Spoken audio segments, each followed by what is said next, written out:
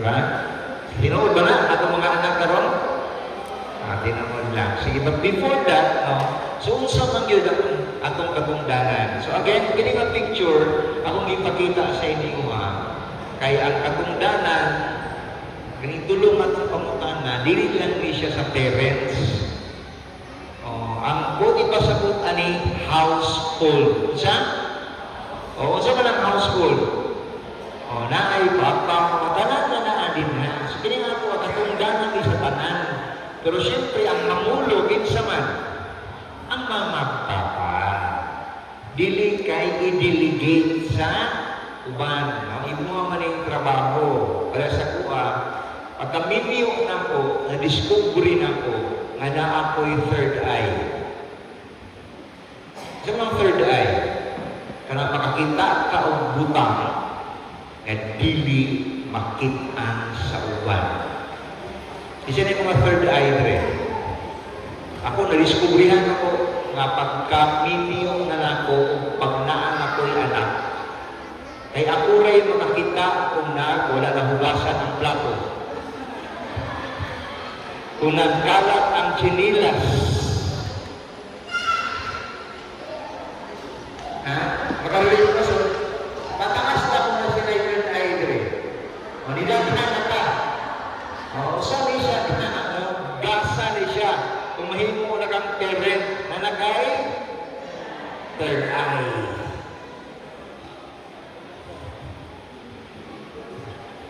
So, gusto ka na may pakuhan eh? No? Ako rin yung nakita. Okay, so, kung sa ganyan, ginasulti siya ako.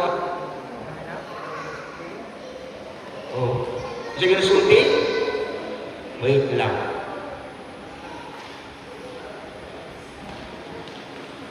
Unsay ginabuhat sa paginikanan kung mayingon ang bata na wait lang.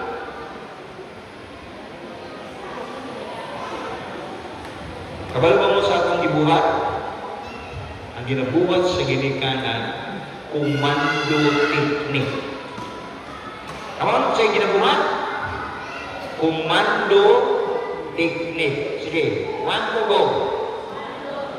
Masa man ang komando teknik? Atong kuman, atong do.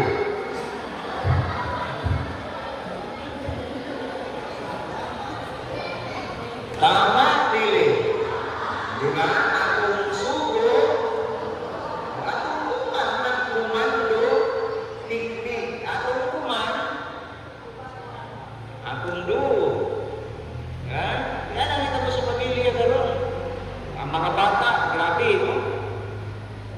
Suroy, buwan sila kauban, gabi na ka nang mag-biking na sila, di ba? Like, grabe, pag magtako, pag-istorya, asa niya ako? Ang butong tago, grabe siya kakanao. Pero pagkabot sa pala isubuha. Like, pinigay pabalik ko po, kapoy kayo pa eh. So, kung hindi mo na ito na nagkalisod ang challenge karon sa kaginikan. Sa unang panahon, kami sa akong mama, doon na may fraternity. Mawag ko ng fraternity? Okay, na may hising, ginabunalan mo ko. Di ba? Kung magpapimper ka o frat, di ba na ay? Paluod ka. Akong gingnan na pamahal, akong inahan. Kasi unang panahon, kaya ang kurang pa naman na rin kawayan.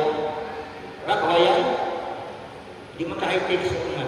Sus, kumasuko akong mama sa una. Kuha niya na siya, ang kawayan. Ibuto na niya ang kural nito. Kaya, bunalan ka. Kaluoy sa Diyos, after 1 year, naulog ang kural. Happy na silingan. So, doon na yung fraternity. Hindi ko kasabot sa una. Kaya kung di ba? Ang kasatan ka sa iyong ginikanan. Tingog! Yang mutubag ka, si Buhaton. Musukol na ka, mutubag ka. Kaya kung di mo tingog, ano di ka mo tingog, musukol na ka. Confused childhood. Pagkatapos yung karelate, kaway-kaway dyan. Diba? Kung ako ginamuhi sa una, pagkatapos, masinsin sa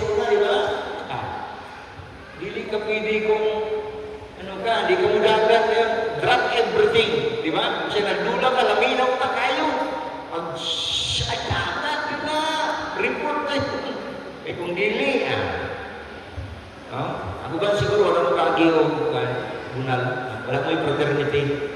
Kami kayo naging may fraternity sa atong mama. So, sakto lang po siya, ang parenting sa una, lahi na karoon. O karoon, kasi na ito okay. Ang mga parents karoon, ginatawag ko helicopter parenting. Ano sa term? Sa mga helicopter? Nasa taas. Ang helicopter, pwede mo pundo. Tama? Naadri ang bata, ang mga anak, ang ginikanan na perminti, hovering ang tawag na. Tama? Diba? Ang mga bata, hindi ka desisyon sa ilang kinabuhi. Kaya nga naman ay parents na. Always. Alam ko na mga eskwelahan, nagpugay ng lugar para sa mga, diba? Parents. Sa una, wala ka, basagtan kasi kung kinikanan. Tama? Pero karong dili may trabuhan yun, bungitan yun. Ako nag-ingon nga, dili mayo. Pero sahay, grabe na ka-protective. Okay, kaya nga naman siya, role sa paginiganan, rated PG. Kung saan ang PG? Protection and Guidance. Okay, kasi atong role, protection and guidance. Ato is to protect. Diba? O bitaw na nga, dili ta gusto ang atong anak kung saan. Nga, subuon sa mga lisod ka naman kay base, kasi may kapo. Pero tama ba na itong ginagawa? Protective kayo ka, di ba, sa atong mga anak. So, ang tawag anak, helicopter parenting. Always hovering. Okay? So, usahay ang bata, kung sa akong asawa pa na, ang tawag niya naingki, ang bata naingki. Di ba? Wala na. Diba? Always na ginikanan. Okay? So, lahi ang challenge ko. Sa unang panahon, kita kung baba ang imong grado, kinsa may istoryahon sa mama, ang estudyante, kita. Pero karon, kinsay sulungon sa mama kung baba ang grado sa bata, ang teacher. Makarelate ko, dili.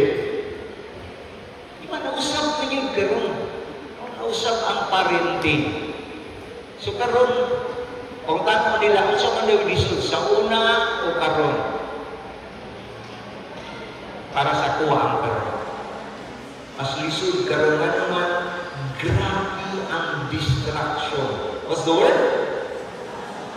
Social media is distraction. Grabe ang mga bata karon. Na sila'y ginatawag o FOMO. Kung saan ang FOMO? Fear of missing out. Dili pwede nga, dili sila connected. Always, ang balay, 5 minutes na walay wifi, bubot. Ano man? Kaya ba sa inyong balay gapon kung walay wifi? Yes. They want to be connected. They want to be updated every time. Di sila pwede disconnect sa kalibutan. And kini ang bagong findings karon. Ang mga bata na ako karon, no? Pwede sila physically nga nagtanaw sa imo, pero mentally, they are out. Kaya nga, ang mga bata daw karon doon ay split level personality. Duwa. Ano man, istorya mo, ilong lang. Hilumon mo ning bataan. Pero tanawa yung social media account. Kung makapost, wagas. Diba? Sa una, makakagabi siya, hilumon siya, o kabilangan siya, ha? Pero karoon, wala na. Dahil-dahil na ako sa palibig ng bata. So, mas lisod ang pagkamimikanan karoon. Kita, may